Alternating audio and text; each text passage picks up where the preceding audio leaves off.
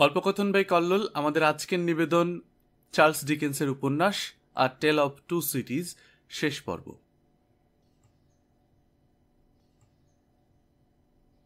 পরদিন আদালত কক্ষে ঢুকে চারপাশে চোখ বুলালো বরসাত। মিস্টার লরি পৌঁছে গেছেন আগেই, ডাক্তার ম্যানেটো। লুসিকে দেখা গেল বাবার পাশে। কাঠগড়ায় আনা হলো চার্লসকে। প্রত্যেকটা চোখ ঘুরে বেড়াতে লাগলো 5 বিচারকের উপর। সবার মুখে কঠোর অভিব্যক্তি। অনুমতি নিয়ে উঠে দাঁড়ালো সরকারি উকিল। অভিযোগগুলো পড়তে শুরু করলো। এভরেমদ অর্থাৎ চার্লস ডার্নেকে কয়েক মাস আগে মুক্তি দেওয়া হয়েছিল। আবার গতকাল তাকে গ্রেপ্তার করা হয়েছে। তার বিরুদ্ধে অভিযোগ হলো সে প্রজাতন্ত্রের শত্রু, এমনকি এমন এক অভিজাত পরিবারের সন্তান যে পরিবারের বিরুদ্ধে জনগণের রয়েছে অসংখ্য অভিযোগ। অভিযোগ কি প্রকাশ্যে আনা হয়েছে নাকি গোপনে? জিজ্ঞেস করলেন বিচারক মণ্ডলীর সভাপতি। প্রকাশ্যেই। কে এনেছে? 3 জন। আর্নেস্ট ডেফার্স, সেন্ট আন্তোয়ানের এক মদের দোকানি। আর থেরেসি ডেফার্স, আর্নেস্ট ডেফার্সের স্ত্রী। আরেকজন আলেকজান্ডার ম্যানেট, চিকিৎসক। মহা হইচই পড়ে গেল আদালত কক্ষে। এই হট্টগোলের মধ্যে উঠে দাঁড়ালেন ডাক্তার ম্যানেট। কাঁপছেন থরথর করে। মিথ্যে কথা! হাত তুলে চিৎকার করে উঠলেন তিনি। বন্দি আমার মেয়ের স্বামী। কে বলেছে আমি ওর বিরুদ্ধে অভিযোগ এনেছি? কোনো প্রমাণ আছে? আছে ডাক্তার ম্যানেট। উঠে দাঁড়িয়ে বলল ডেফার্স। সভাপতির দিকে তাকালো সে। অনুমতি দিলে আমি প্রমাণ হাজির করতে পারি। অনুমতি দেয়া হলো। আমি জানতাম, শুরু করলো ডেফার্স। ডাক্তার ম্যানেট একসময় উত্তর টাওয়ারের 105 নম্বর কুঠুরিতে বন্দী ছিলেন। বাস্তিল পতনের পর ওই কুঠুরিতে আমি যাই। চিমনির ভেতর থেকে কয়েকটা কাগজ উদ্ধার করি। ডাক্তার ম্যানেটের নিজের হাতে লেখা কিছু কথা আছে ওতে। লেখাটা যে ডাক্তারের তা আমি প্রমাণ করতে পারবো। এই যে কাগজগুলো। পড়া হোক, আদেশ দিলেন সভাপতি। পিনপতন নীরবতার মধ্যে পড়তে শুরু করলো ডেফার্স। আমি আলেকজান্ডার ম্যানেট 1767 সালের ডিসেম্বর মাসে বাস্তিলের এক অন্ধকার কুঠুরিতে বসে লিখছে কাহিনী।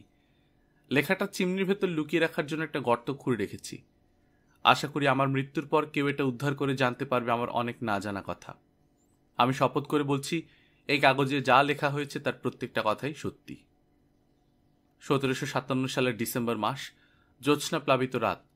সিন নদীর তীর ধরে হাঁটছিলাম। হঠাৎ দেখি দ্রুত বেগে একটা গাড়ি ছুটে আসছে পেছন থেকে। ঝট করে একপাশে সরে দাঁড়ালাম। আমার পাশ কাটিয়ে চলে যাওয়ার সময় শুনতে পেলাম কে যেন চিৎকার করে গাড়ি থামাতে বলছে কোচওয়ানকে। আমাকে ছাড়িয়ে একটু দূরে গিয়ে থামলো গাড়ি। একই কণ্ঠস্বর আমার নাম ধরে ডাকলো। এগিয়ে গেলাম। 2 ভদ্রলোক নামলো গাড়ি থেকে।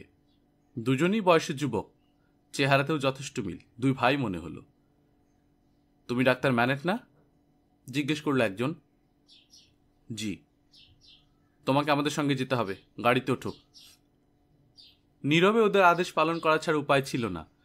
ওরা ছিল সশস্ত্র। তাই বাধা না দিয়ে উঠে পড়লাম গাড়িতে। আগের মতোই ঝড়ো গতিতে ছুটতে শুরু করলো গাড়ি। শহর ছাড়িয়ে গ্রামে এলাম আমরা।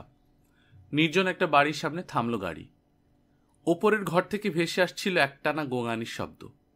সেই ঘরে নিয়ে যাওয়া হলো আমাকে। জ্বরের ঘোরে বিছানায় শুয়ে কাতরাচ্ছে একটা মেয়ে। মেয়েটি যুবতী, অপূর্ব সুন্দরী। মাথায় এলোমেলো চুল, পোশাক আশাক ছেঁড়া, হাত দুটো দুপাশে বাঁধা। বুনো দৃষ্টি ফুটে উঠেছে মেয়েটির 2 চোখে।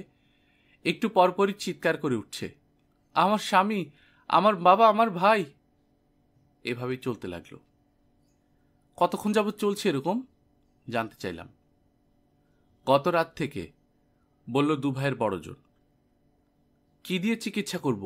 আমার সঙ্গে তো ওষুধপত্র নেই। তাতে কি? ক্রুদ্ধ স্বরে বলল ছোট ভাই। আমাদের কাছে আছে। আলমারি খুলে ওষুধের একটা বাক্স বের করলো। কয়েকটা ওষুধ মিলিয়ে খাইয়ে দিলাম মেয়েটাকে। অবশ্য খাওয়াতে খুব কষ্ট হলো, কিছুতেই গিলতে চাইছিল না। বিছানার পাশে বসে ওষুধের প্রতিক্রিয়া লক্ষ্য করছি। এমন সময় বড় ভাই বলল, আরেকজন রোগী আছে বাড়িতে। চমকে উঠলাম। জিজ্ঞেস করলাম, তার অবস্থাও কি এরকম? আগে দেখো, তাচ্ছিলের সঙ্গে বলল বড় ভাই। বাতি হাতে আমাকে আস্তাবলে নিয়ে গেল। মেঝের উপর কিছু খড় বিছানো, তার উপর চিত হয়ে শুয়ে আছে একটা ছেলে, বয়স বড়জোর 16। ডান হাতে খামচে ধরে আছে বুক, বিস্ফারিত দৃষ্টিতে তাকিয়ে রয়েছে ছাদের দিকে। প্রথমে বুঝতে পারিনি কি হয়েছে। বুকের ওপর থেকে হাতটা সরাবার পর দেখতে পেলাম ক্ষতটা, তলোয়ারের আঘাত, বেশ গভীরে চলে গেছে। ঘন ঘন শ্বাস ফেলছে।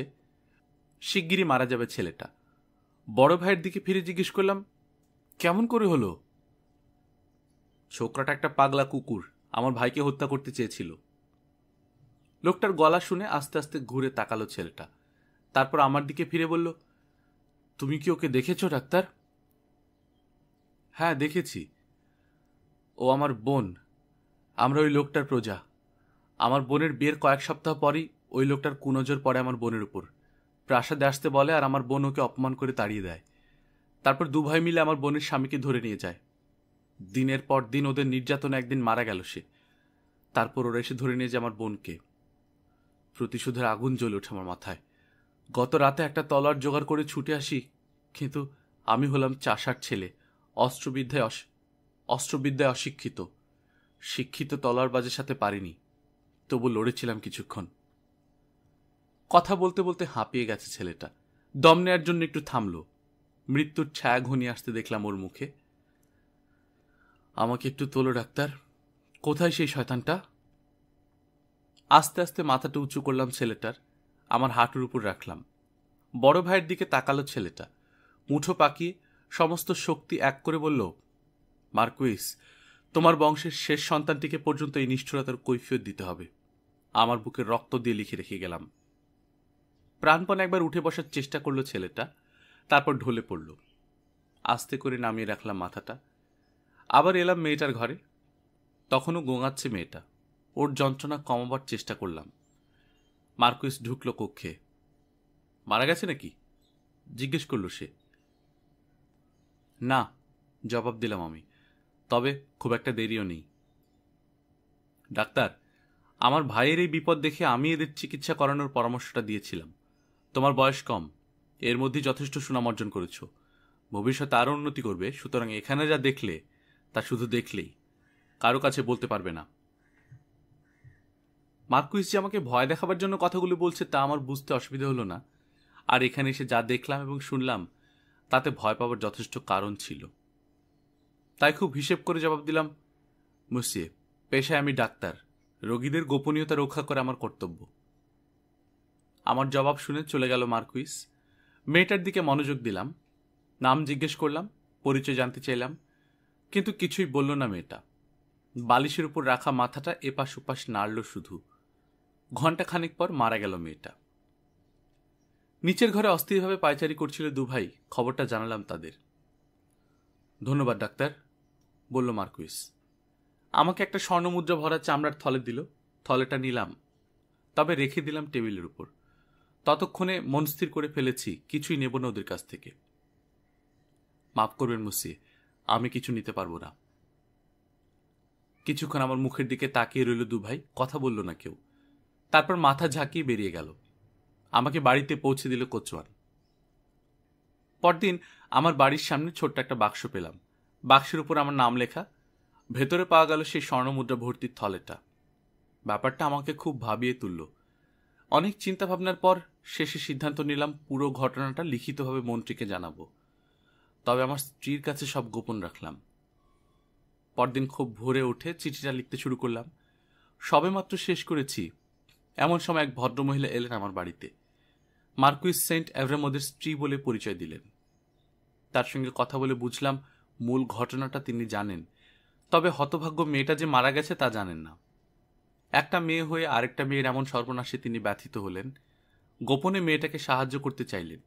আমি কিছু বললাম না। তাকে গাড়িতে উঠিয়ে দিতে গিয়ে দেখলাম বছর তিনেকের একটা ছেলে বসে রয়েছে গাড়িতে। শুধু ছেলেটার মুখের দিকে তাকিয়ে আমি আমার সাধ্যমতো করব মেয়েটার জন্য, বললেন ভদ্রমহিলা। কেন যেন মনে হচ্ছে ওর বাপ চাচার এই পাপের জন্য একদিন চরম মূল্য দিতে হবে ওকে। আদুরে হাতে ছেলেটার মাথার চুলগুলো এলোমেলো করে দিলেন ভদ্রমহিলা, গালে একটা চুমু খেলেন। তারপর আবার বললেন, মায়ের কথা মতো চলবে তো চার্লস? চলবো মা। চলে গেলেন ভদ্রমহিলা। তাকে আর কখনো দেখিনি। সেদিনই চিঠিটা পৌঁছে দিলাম মন্ত্রীর দপ্তরে। সেই রাতেই 9টার দিকে একটা লোক এলো আমার বাড়িতে। আর্নেস্ট ডেফার্স নামে এক ছোকরা কাজ করতো আমার বাড়িতে। সেই দরজা খুলে নিয়ে এলো লোকটাকে আমার কাছে। লোকটা বলল, সেন্ট অ্যাবিতে একজন রোগীর অবস্থা খুব খারাপ, আপনাকে এক্ষুনি যেতে হবে, বাইরে গাড়ি দাঁড়িয়ে আছে। নিচে নামলাম, সবেমাত্র বাইরে পা দিয়েছি অমনি পেছন থেকে আচমকা একটা মাফলার এসে পড়ল আমার মুখে। মুখটা বেঁধে ফেলা হলো, হাত দুটো বাঁধা হলো। সেই মুহূর্তে আড়াল থেকে বেরিয়ে এলো 2 ভাই। মার্কুইস তার পকেট থেকে আমার লেখা সেই চিঠিটা বের করলো, আমাকে দেখালো, বলল, এটাই তো মন্ত্রীর দপ্তরে পাঠিয়েছিলে, তাই না? তারপর লণ্ঠনের আগুনে পুড়িয়ে ফেলল চিঠিটা। ভয় ছিল মার্কুইসের, তার এই অত্যাচারের কাহিনী আমি হয়তো একদিন প্রকাশ করে দেব। দণ্ডের ভয় না থাকুক, কলঙ্কের ভয় ছিল। তাই সেই রাতেই বাস্তিলের অন্ধকার কুঠুরিতে পোড়া হলো আমাকে। 10টা বছর আমি আমার স্ত্রীর কোনো খোঁজ পাইনি। সে বেঁচে আছে নাকি মরেছে তাও জানি না। শুধু এটুকু জানি, এই লোকগুলো ঈশ্বরের কাছে কখনো ক্ষমা পাবে না। আমি আলেকজান্ডার ম্যানেট অভিশাপ দিচ্ছি ওদের এবং ওদের পরবর্তী বংশধরদের, ওরা যেন। ডাক্তার ম্যানেটের লেখা বিবরণটি পড়া শেষ হতেই ভয়ঙ্কর গর্জনে ফেটে পড়ল উপস্থিত জনতা। চার্লস ডারউইনের রক্ত চাইছে তারা। জুরিদের এক একটা ভোটও যেন এক একটা গর্জনের মতো শোনা গেল। গর্জনের পর গর্জন। জামাতার পক্ষে তবুও কিছু বলতে যাচ্ছিলেন ডাক্তার, কিন্তু সে কথায় কর্ণপাত করল না আদালত। এভরেমথ বংশের যে পৈশাচিক অত্যাচারের বিবরণ তার লিখিত অভিযোগে প্রকাশ পেয়েছে, তাতে তার কোনো কথাই আর কেউ শুনতে চাইল না। তিনি কি জানতেন, একদিন রাগে দুঃখে এভরেমথের বিরুদ্ধে যে অভিযোগের বিবরণী তিনি লিখেছিলেন, সেই বিবরণী আজ প্রাণপ্রিয় মেয়ের স্বামীকে নিশ্চিত মৃত্যুর দিকে ঠেলে দেবে? জুরিদের সঙ্গে একমত হলেন বিচারক মণ্ডলীর সভাপতি। রায় ঘোষণা করলেন তিনি, চার্লস ডারউইন বংশগতভাবে একজন অভিজাত। সে প্রজাতন্ত্রের শত্রু। 24 ঘন্টার মধ্যে তার মৃত্যুদণ্ড কার্যকর করা হোক। চার্লসকে নিয়ে গেল রক্ষীরা। একটু দূরে দাঁড়িয়েছিল সিডনি কার্টন। মিস্টার লরির কাছে এসে বলল, আমি আপনাদের সঙ্গে যাচ্ছি না, কিছু জরুরি কাজ আছে আমার। কাজগুলো সেরে সন্ধ্যায় দেখা করব ব্যাংকে। ঘুরতে ঘুরতে ডেফার্সের মদের দোকানে পৌঁছল কার্টন। ডানে বায়ে একবার তাকিয়ে টুক করে ঢুকে পড়ল ভেতরে। কোণের একটা টেবিলে গিয়ে বসল, মদের অর্ডার দিল। কাউন্টারে বসে উল বুনছিল মাদাম ডেফার্স। কার্টনের কথা বুঝতে না পেরে কাছে এসে জিজ্ঞেস করল, কে চায় সে? আগের মতোই মদের অর্ডার দিল কার্টন। আপনি ইংরেজ? বিস্ময়ের ছাপ পড়ল মাদামের মুখে। ভাঙা ভাঙা ফরাসিতে জবাব দিল কার্টন, হ্যাঁ মাদাম, আমি ইংরেজ। টেবিলের উপর এক গ্লাস মদ রেখে কাউন্টারের পেছনে চলে গেল মাদাম ডেফার্স। স্বামীর কানে ফিসফিস করে বলল, একেবারে চার্লসের মতো দেখতে। কিছুটা, বলল ডেফার্স। কিছুটা নয়, অনেকখানি, ভালো করে তাকিয়ে দেখো। জ্যাকটিন দাঁড়ানো ছিল কাছেই, হেসে বলল, এভরেমথের কথা তুমি একদম ভুলতে পারছো না, তাই না মাদাম? এরই মধ্যে পকেট থেকে একটা কাগজ বের করে মনোযোগ দিয়ে পড়ার ভান করল কার্টন, তবে কান খাড়া। সেদিকে তাকিয়ে বলল, মাদাম, কখনো না। ওই 2 এভরেমথ ভাই যে কৃষক পরিবারের উপর অত্যাচার চালিয়েছিল, সেটা আমার পরিবার। আহত ছেলেটা ছিল আমার ভাই, আর মেয়েটা ছিল আমার বোন। সেই গরিব কৃষক পরিবারের আমি একমাত্র অবশিষ্ট প্রাণী। আমাকে পাঠিয়ে দেওয়া হয়েছিল এক জেলে পল্লীতে। সেখানে বড় হতে হতে আমি মনে মনে প্রতিজ্ঞা করলাম, ভাই বোনের হত্যার প্রতিশোধ আমি নেবই নেব। যেমনই করেই হোক মার্কুইসের বংশ নির্মূল করেই ছাড়ব। চার্লস সেই অত্যাচারী এভরেমথের ভাইপো, সুতরাং ওর মৃত্যু তো আমি চাই। আমিও চাই, আমরা সবাই চাই, বলল জ্যাকটিন। কিন্তু সমস্যা হলো আমার স্বামীকে নিয়ে। ও একসময় ডাক্তারের বিশ্বস্ত ভৃত্য ছিল। ডাক্তার ওকে ভীষণ স্নেহ করত। ছেলেবেলা সেই স্মৃতি এখনো ভুলতে পারেনি। ডেফার্সের দিকে ফিরল মাদাম। সম্ভব হলে ডাক্তারের মেয়েজামাকে বাঁচিয়ে দিতে, তাই না? না, প্রতিবাদ করল ডেফার্স।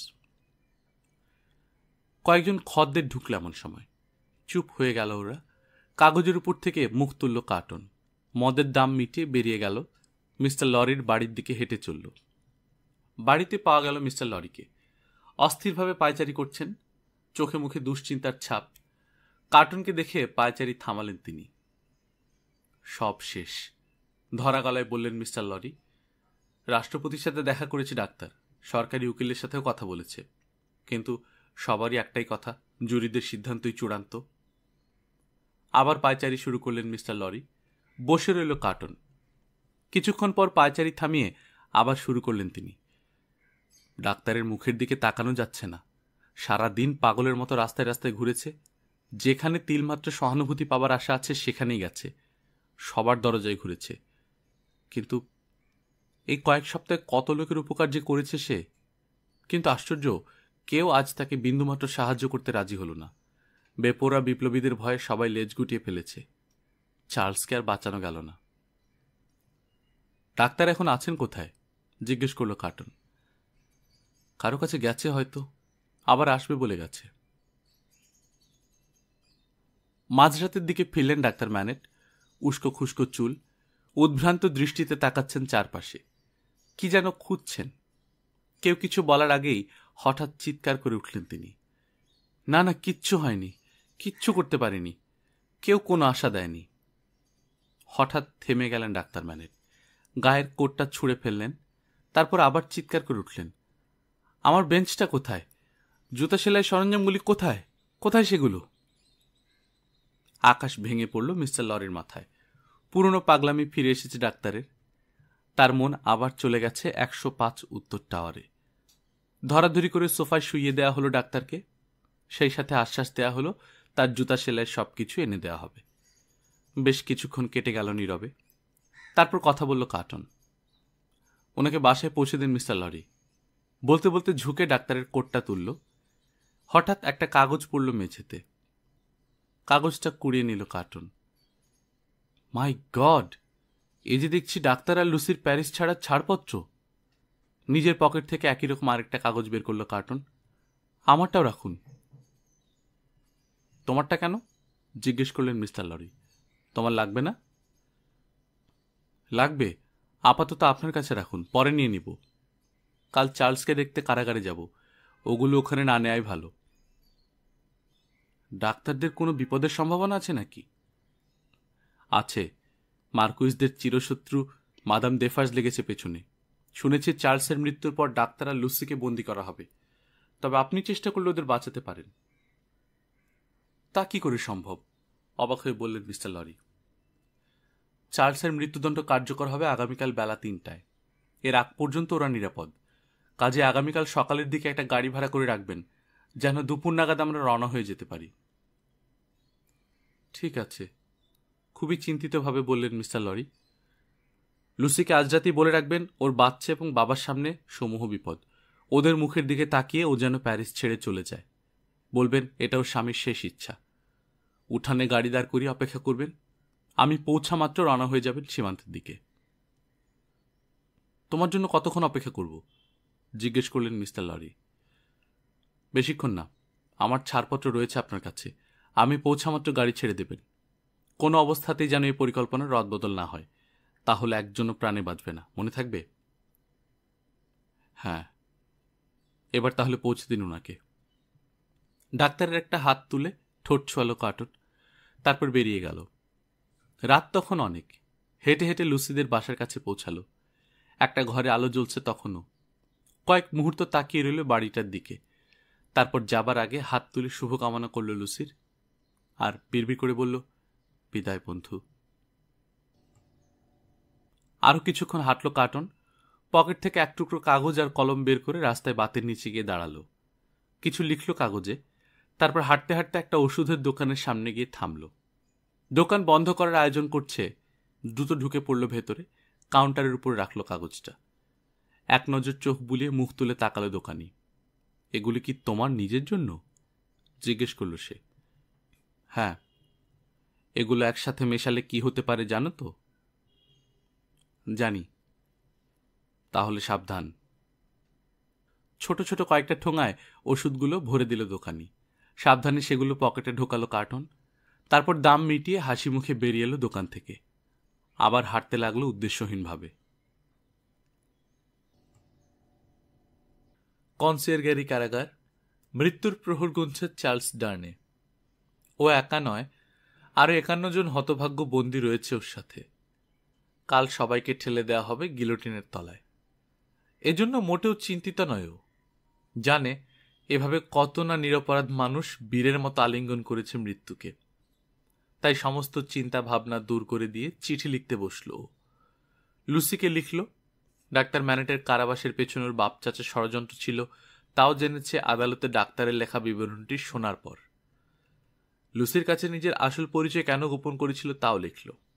শেষে ছোট্ট একটা অনুরোধ রাখল, বাবা আর ছোট্ট লুসির দিকে যেন খেয়াল রাখে। মিস্টার লরি আর ডাক্তার ম্যানেটের কাছেও লিখল একটা করে। সন্ধ্যার আগে শেষ করল চিঠি লেখা। এবার শুধু অপেক্ষার পালা। জীবনের কত সুখস্মৃতির কথা মনে পড়ল। লুসির কথা, ছোট্ট লুসির কথা, কত কিছু পাবার আনন্দ, কত কিছু হারাবার বেদনা, সব এসে ভিড় করল চোখের সামনে। নির্ঘুম কাটল সারা রাত। সকাল থেকে ঘন্টা শব্দগুলো যেন বিশেষ বার্তা শুনিয়ে যায় ওকে। 7টা বাজল। জীবনে আর কখনো 7টা বাজতে শুনবে না সে। 8টা, 10টা, 12টা, অবশেষে 2টো। এখনই কারাগার থেকে নিয়ে যাওয়া হবে ওকে। মৃত্যুদণ্ড কার্যকর করা হবে 3টায়। প্রার্থনা শুরু করল ও। হঠাৎ পদধ্বনি শোনা গেল বাইরে। কান খাড়া করল চার্লস। কে এলো? রক্ষী। কয়েক সেকেন্ড পর তালায় চাবি ঢোকাবার শব্দ। খুলে গেল দরজা। ভূত দেখার মতো চমকে উঠল চার্লস। ওর সামনে দাঁড়িয়ে রয়েছে সিডনি কার্টন, মুখে মৃদু হাসি। এগিয়ে এসে হাত রাখল চার্লসের কাঁধে। চমকে দিয়েছি না? ফিসফিস করে বলল কার্টন। বিশ্বাস হচ্ছে না, তুমিও কি আমার মতো বন্দী? না, এক রক্ষী আমাকে ঢুকতে সাহায্য করেছে। আমি তোমার স্ত্রীর কাছ থেকে আসছি। সে অনুরোধ করেছে তোমাকে আমি যা যা করতে বলবো তুমি যেন তা অক্ষরে অক্ষরে পালন করো। এখন একটা চিঠি লেখো। অনিচ্ছা সত্ত্বেও চিঠি লিখতে বসল চার্লস। ওর পেছনে গিয়ে দাঁড়ালো কার্টন। বলল, আমি যা লিখতে বলবো শুধু তাই লিখবে, সম্বোধন দরকার নেই। তারিখ? তাও না। লেখো, অনেকদিন আগে তোমাকে একটা কথা দিয়েছিলাম। বলতে বলতে জামার ভেতর হাত ঢোকালো কার্টন। বুকের কাছ থেকে ধীরে ধীরে হাতটা বেরিয়ে আসতে দেখে মুখ তুলে তাকালো চার্লস। অমনি থেমে গেল কার্টনের হাত। তুমি কি অস্ত্র বের করছো? জিজ্ঞেস করলো চার্লস। না, অস্ত্র নেই আমার কাছে। তাহলে ওটা কি? কিছু না, লেখো তুমি। এতদিনের সুযোগ চলে এসেছে সেই কথা রাখার। বলতে বলতে ঝট করে হাতটা বের করে ফেলল কার্টন। চেপে ধরল চার্লসের নাকে। কলমটা পড়ে গেল হাত থেকে। বিভ্রান্ত দৃষ্টিতে তাকালো কার্টনের দিকে। কিসের গন্ধ? নাক কুচকে বলল চার্লস। গন্ধ কোথায় পেলে? কলম তোলো, তাড়াতাড়ি লেখো, সময় নেই। ঢুলু ঢুলু চোখে তাকালো চার্লস। আবার তাড়া লাগালো কার্টন। কি হলো, জলদি করো। কলমটা তোলার জন্য ঝুঁকে পড়ল চার্লস। অমনি আবার জামার ভেতর হাত ঢোকালো কার্টন। চার্লস সোজা হয়ে বসার আগেই হাতটা বের করে চেপে ধরল নাকে। তড়াক করে লাফিয়ে উঠল চার্লস। তৈরি ছিল কার্টন, জাপটে ধরল ওকে। দুর্বলভাবে কয়েকটা সেকেন্ড ধস্তাধস্তি করল চার্লস। তারপর জ্ঞান হারিয়ে ঢলে পড়ল মেঝেতে। দ্রুত হাতে চার্লসের জামা কাপড় জুতা মোজা পরে ফেলল কার্টন। চুলগুলো আঁচড়ালো চার্লসের ফ্যাশনে। পেছনে রেবন দিয়ে বাঁধল। নিজের জুতা জামা পরালো চার্লসকে। তারপর দরজার কাছে গিয়ে নিচু স্বরে ডাকল, ভেতরে এসো। নিঃশব্দে খুলে গেল দরজা। ভেতরে ঢুকলো বর্ষাদ। দেখলে তো কত সহজে কাজ হয়ে গেল। বলতে বলতে চার্লসের পাশে হাঁটু গেড়ে বসল কার্টন। লেখা কাগজটা ঢুকিয়ে দিল নিজের পকেটে। দাঁড়িয়ে বলল, ভয় পাচ্ছ না তো? মিস্টার কার্টন, তুমি যদি তোমার কথা রাখো তাহলে ভয়ের কিছু নেই। নিশ্চিন্ত থাকতে পারো, তোমার পথ থেকে চিরদিনের জন্য সরে যাব আমি। এবার এসো, ওকে গাড়িতে তুলে দাও। রক্ষীদের বলবে ও যখন এখানে এসেছিল তখন খুব দুর্বল ছিল। মৃত্যু পথযাত্রী বন্ধুকে দেখে জ্ঞান হারিয়ে ফেলেছে। এখন বের করো ওকে, জলদি। বেরিয়ে গেল বর্ষাদ। একটু পরেই ফিরে এলো দুজন রক্ষী নিয়ে। চার্লসের অজ্ঞান দেহটা ধরাধরি করে নিয়ে গেল বাইরে। আমার বন্ধুকে ভালোভাবে বাড়ি পৌঁছে দিও, ভেতর থেকে বলল চার্লস বেশি কার্টন। তুমি তৈরি হও এভরে মদ, 3টা বাজতে বেশি বাকি নেই, উঁচু গলায় বলল বর্ষাদ। বন্ধ হয়ে গেল দরজা। চাবি ঘোরাবার শব্দ হলো। ধীরে ধীরে মিলিয়ে গেল পদশব্দ। কান খাড়া করে বসে রইল কার্টন। কখন আবার শোনা যাবে দরজা খোলার শব্দ? অবশেষে শোনা গেল সেই প্রত্যাশিত শব্দ। এক রক্ষী ঢুকল ভেতরে, হাতে একটা তালিকা। এসো আমার সঙ্গে এভরিমদ, বলল সে। রক্ষীর পেছন পেছন অন্ধকার একটা কক্ষে ঢুকল কার্টন। মৃত্যুদণ্ডে দণ্ডিত কয়েদিতে ঠাসা কক্ষটা। কেউ দাঁড়িয়ে, কেউ বসে, কেউ পায়চারি করছে, কেউ বা কাঁদছে। এখান থেকে হাত বেঁধে সবাইকে গাড়িতে তোলা হবে। দেয়ালে পিঠ ঠেকিয়ে দাঁড়ালো কার্টন। কয়েক মিনিট পর একটা মেয়ে উঠে দাঁড়ালো। 18-19 মতো বয়স, মিষ্টি চেহারা। ওকেও ধরে আনা হয়েছে সাধারণতন্ত্রের শত্রু বলে। বিপ্লবের সেই দিনে বিচার ছিল প্রহসন। যে কেউ একজন কারো বিরুদ্ধে অভিযোগ করলেই তাহলেই গিলোটিন। কার্টনের কাছে এসে দাঁড়ালো মেয়েটা। ঠান্ডা একটা হাত দিয়ে স্পষ্ট করলো কার্টনকে। এভরিমদ, আমাকে চিনতে পেরেছ? আমি সেই গরিব দর্জির মেয়ে, লাভ ফোর্সে তোমার সঙ্গে ছিলাম। হ্যাঁ, চিনতে পেরেছি। কি অপরাধে যেন তোমাকে আটক করা হয়েছিল? ষড়যন্ত্র। কিন্তু ঈশ্বর জানেন আমি নিরপরাধ। আমার মতো গরিব নিরীহ একটা মেয়ে কি ষড়যন্ত্র করতে পারে? মৃত্যুকে আমি ভয় পাই না, শুধু দুঃখ, বিনা দোষে মরছি। জানি না দেশের কি লাভ হবে আমার মৃত্যুতে। শুনেছিলাম তোমাকে নাকি ছেড়ে দেওয়া হয়েছে। ঠিকই শুনেছিলে, পরে আবার আটক করা হয়। আমাদের যদি একই গাড়িতে করে বধ্যভূমিতে নেওয়া হয়, তোমার হাতটা আমাকে ধরে থাকতে দেবে? আমি ভয় পাচ্ছি না, তবে তোমার হাত ধরে থাকতে পারলে বেশি সাহস পাব। হঠাৎ তীক্ষ্ণ দৃষ্টিতে কার্টনের দিকে তাকালো মেয়েটা। সন্দেহের ছায়া ফুটে উঠল দু চোখে, তারপর বিস্ময়। ধরা পড়ে গেল কার্টন। মেয়েটা কিছু বলবার আগেই ওর সরু দুটো আঙুল তুলে নিজের ঠোঁটে ছোঁয়ালো। তুমি কি ওর জন্য মরতে চাচ্ছ? জানতে চাইল মেয়েটা। হ্যাঁ, ওর স্ত্রী আর বাচ্চাটার জন্যও। সার্থক মরণ তোমার। এবার তোমার হাতটা কি ধরতে দেবে? দেব বোন, শেষ পর্যন্ত ধরে থেকো। সিডনি কার্টন যখন মেয়েটার সঙ্গে কথা বলছে, তখন নগর তোরণের কাছে একটা গাড়ি থামালো বিপ্লবীরা। যাত্রীদের কাগজপত্র পরীক্ষা করা হবে এখানে। আপনাদের পরিচয়? জিজ্ঞেস করল একটা রক্ষী। কাগজপত্র দেখান। গাড়ির জানলা দিয়ে মুখ বের করলেন মিস্টার লরি। কাগজপত্র তুলে দিলেন রক্ষীর হাতে। মনোযোগ দিয়ে সেগুলো পরীক্ষা করল রক্ষী। তারপরে একে একে নাম ডাকতে শুরু করল। Alexander ম্যানেট, doctor. কে উনি? গাড়ির এক কোণে কাত হয়ে পড়ে থাকা ডাক্তার ম্যানেটকে দেখালেন মিস্টার লরি। ওই যে ওখানে, উনি অসুস্থ, কথা বলতে পারছেন না। লুসি, আলেকজান্ডার ম্যানেটের মেয়ে, ফরাসি। সে কোথায়? এই যে এখানে। লুসিকে দেখিয়ে দিলেন। লুসির দিকে কিছুক্ষণ তাকিয়ে থেকে জিজ্ঞেস করল রক্ষী, উনি তো এভরেমদের স্ত্রী, তাই না? হ্যাঁ। সিডনি কার্টন, আইনজীবী, ইংরেজ। উনি কোনজন? ওই যে ওখানে। আঙুল তুলে দেখালেন মিস্টার লরি, শেষ মাথায়। অজ্ঞান নাকি? কি হয়েছে? এভরেমদের বন্ধু ছিলেন, শোকের ধাক্কাটা সামলে উঠতে পারেননি, জ্ঞান হারিয়ে ফেলেছে। জার্ভিস লরি, ব্যাংকার, ইংরেজ। কে আপনি? হ্যাঁ। কাগজগুলো আরেকবার উল্টে পাল্টে পরীক্ষা করল রক্ষী। তারপর ফেরত দিতে দিতে বলল, ঠিক আছে, যেতে পারেন আপনারা। তোরণ পেরিয়ে ধীর গতিতে এগুলো গাড়ি। কখনো পাহাড়ি পথে, কখনো গ্রামের পথ ধরে ছুটে চলেছে ওরা। সন্ধ্যায় একবার থামতে হলো ঘোড়া বদলের জন্য। তারপর আবার ছুটে চলা। কোনায় বসে থাকা লোকটার জ্ঞান ফিরতে শুরু করেছে ধীরে ধীরে। কার্টন কোথায়? জড়ানো গলায় বলল সে। ডাক্তার ম্যানেটদের গাড়ি যখন সীমান্তের দিকে ছুটে চলেছে, তখন মাদাম দেফার্স জ্যাকদের সঙ্গে বৈঠকে ব্যস্ত। শোনো, ডাক্তার ম্যানেট বাঁচল কি মরল তাতে আমার কিচ্ছু এসে যায় না, তা নিয়ে আমি মাথাও ঘামাই না। কিন্তু আমি চাই এভরেমত পরিবারের একটি প্রাণীও যেন বাঁচতে না পারে। হ্যাঁ, ওর বউ আর বাচ্চাকেও মরতে হবে, বলল জ্যাক তিন। সব কটাকে লাইন ধরে গিলোটিনে পাঠাবো। এই ব্যাপারে আমার স্বামীকে কিন্তু এক বিন্দু বিশ্বাস করতে পারছি না। ও টের পেলে আগেভাগেই ডাক্তারকে সাবধান করে দেবে। সুতরাং যা করার আমাকেই করতে হবে। আমি লুসিদের বাসে যাচ্ছি। 3টার সময় গিলোটিনের ওখানে দেখা হবে। আমার উল কাটা নিয়ে যাও, জায়গায় রেখো। আজ কিন্তু অনেক লোক হবে। রওনা হবার প্রস্তুতি নিচ্ছে মিস প্রস আর জেরি ক্রাঞ্চার। লুসিরা বেরিয়ে গেছে আরও 20 মিনিট আগে। ওরা রওনা হবে আরও 10 মিনিট পর। এই পরিকল্পনা মিস্টার লরির। গত রাতেই সব ঠিক করে রেখেছেন। ওরা দুজন যাবে হালকা এবং দ্রুতগামী গাড়িতে। তাতে আধ ঘন্টা পর রওনা হলেও ধরে ফেলতে পারবে আগের গাড়িকে। জেরি, গোছগাছ শেষ করে বলল মিস প্রস। এক বাড়ি থেকেই একই দিনে দুটো গাড়ি বের হওয়া ঠিক হবে না।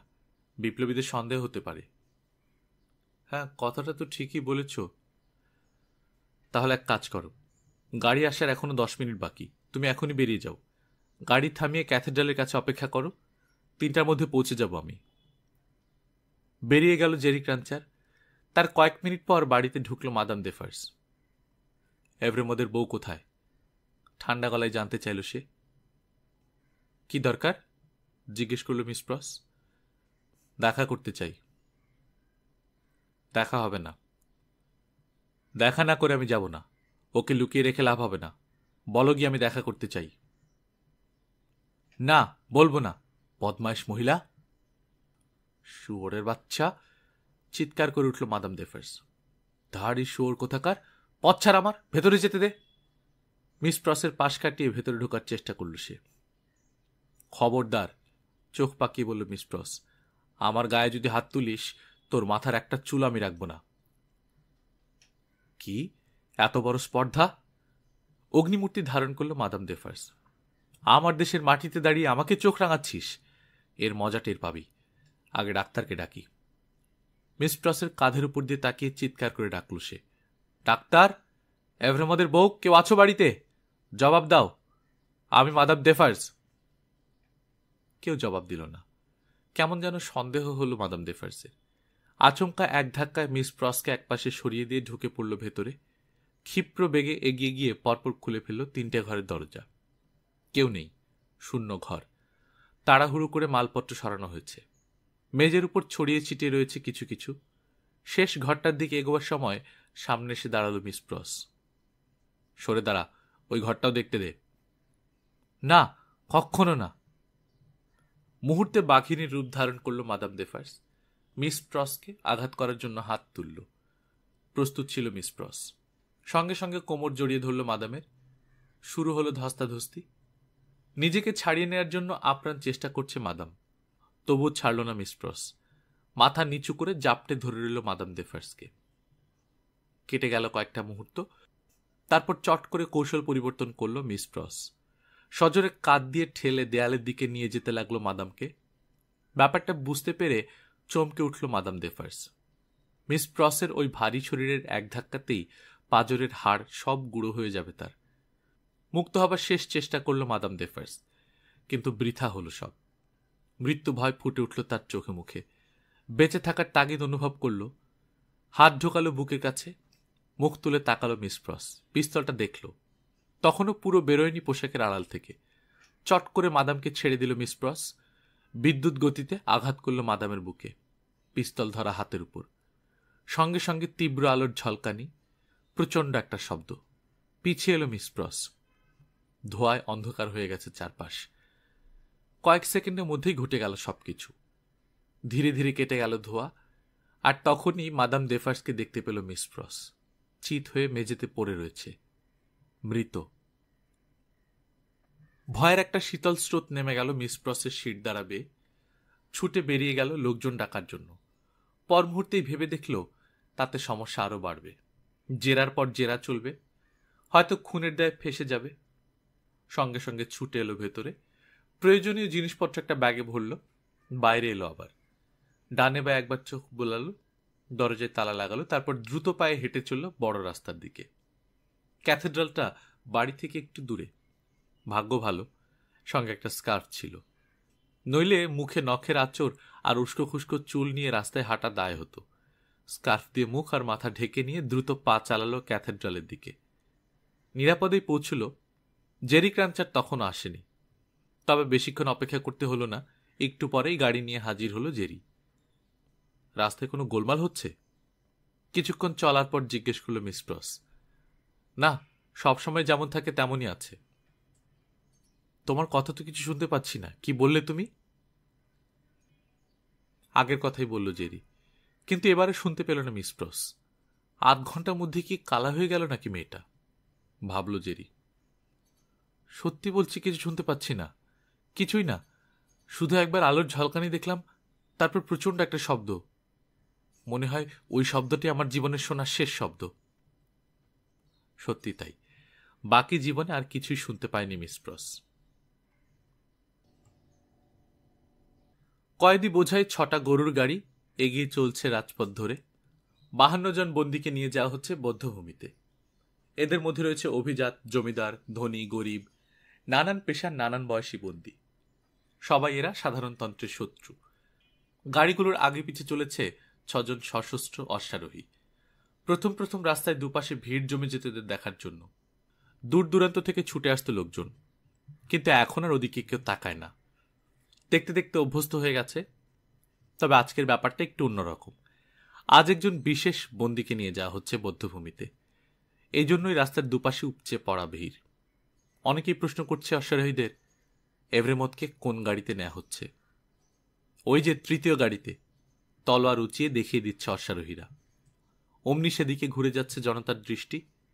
মাথা নিচু করে বসে রয়েছে এভরেমদ। পাশে বসা একটা মেয়ের সঙ্গে কথা বলছে। ওর একটা হাত ধরে রয়েছে মেয়েটা। বেলা 3টের কিছু আগে বধ্যভূমিতে পৌঁছল গাড়ির বহর। হাজার হাজার মানুষ জড়ো হয়েছে সেখানে। এভরেমদের শিরশ্ছেদ দেখবে তারা।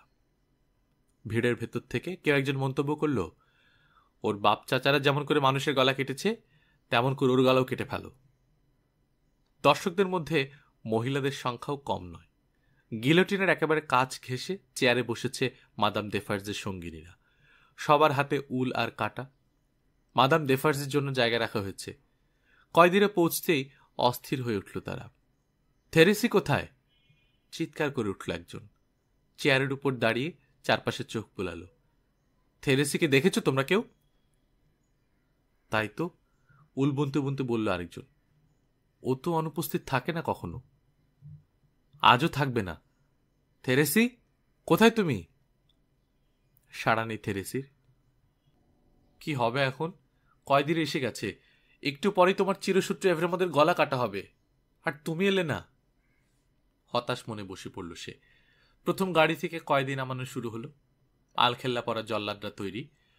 প্রথম বন্দীকে নেওয়া হলো গিলোটিনে। বিদ্যুৎ বেগে নেমে এলো চকচকে ফলাটা। ঘ্যাচ করে গড়িয়ে পড়ল একটা মাথা। মহিলারা গুনল 1, আবার ঘ্যাচ।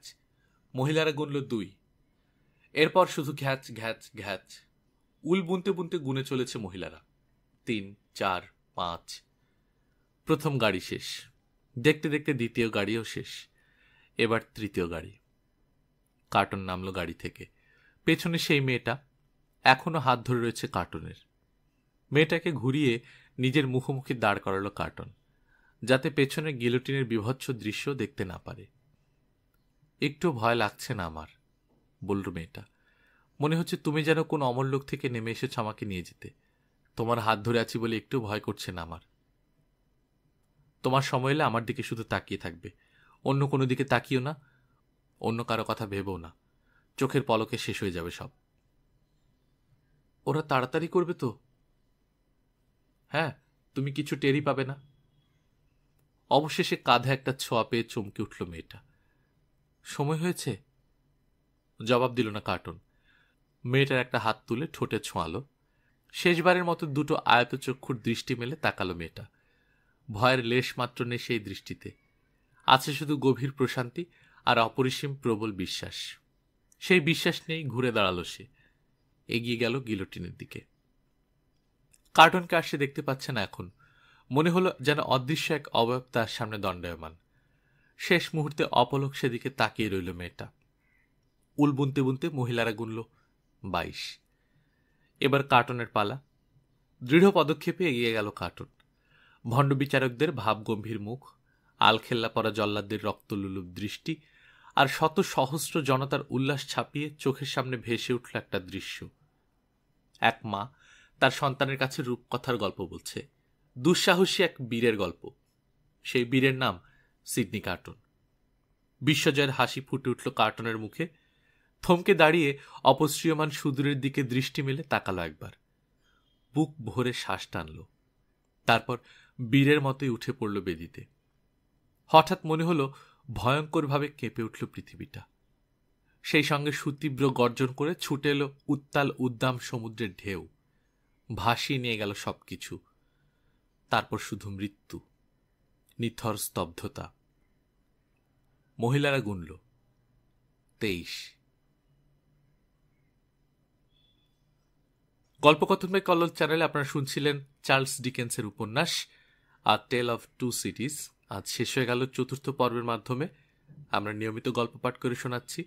আপনারা যারা প্রথমবার মতো আছেন কাইন্ডলি সাবস্ক্রাইব করে নেবেন। নিজে ভালো থাকবেন, আশেপাশের লোকজনকে ভালো রাখবেন। টাটা।